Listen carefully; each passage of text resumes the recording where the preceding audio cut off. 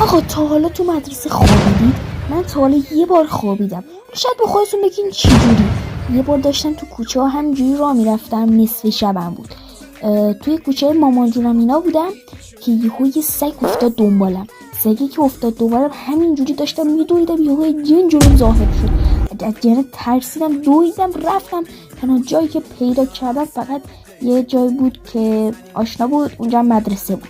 دویدم رفتم تو مدرسه، نمیدونستم چه غلطی بکنم.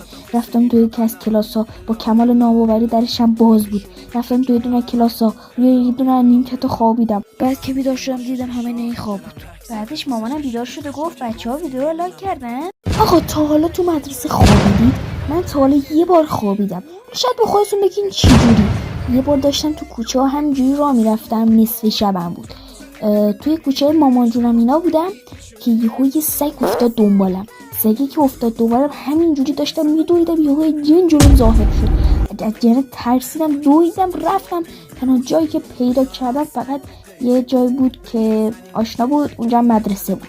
دویدم رفتم تو مدرسه، نمیدونستم چه غلطی بکنم. رفتم تو یکی از کلاس‌ها، با کمال ناباوری درشم باز بود.